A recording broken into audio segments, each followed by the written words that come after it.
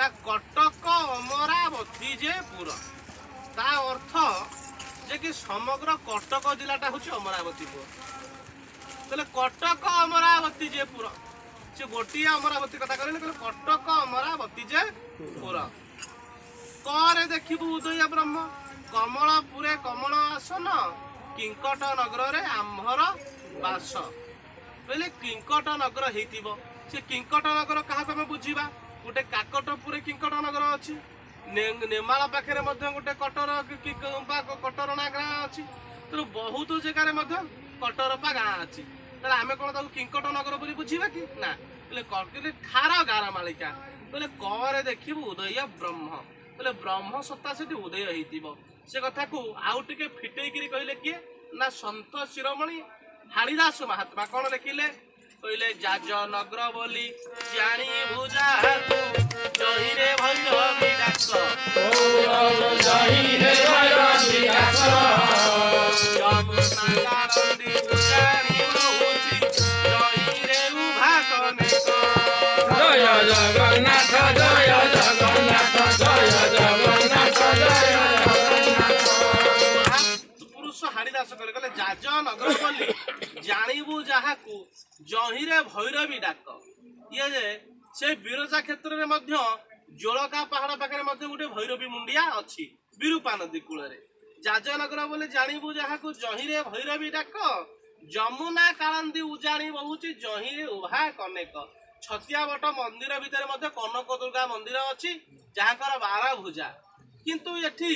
गोटे कथा कहले गोटे कल्की लीला कथा कहते गोटे व्यक्ति विशेष कथा होची जदि आम तत्व बुझा तेणु आमर जितेबले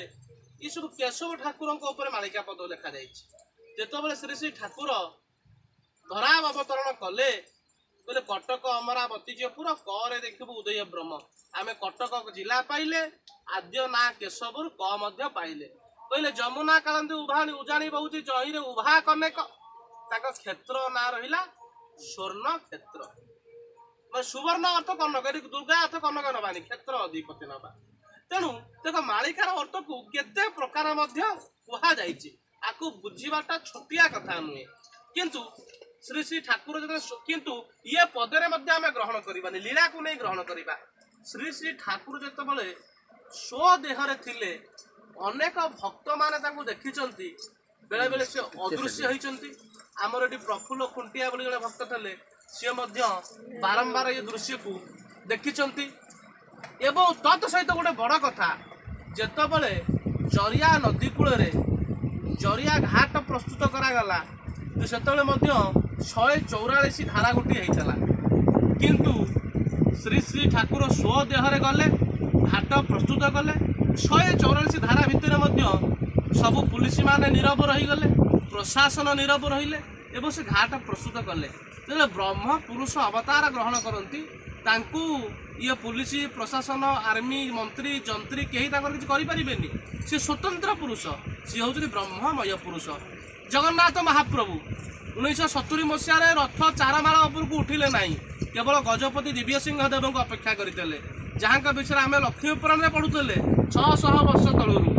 बोले जगन्नाथ को ओजन केते ना 7 कोटी पर्वत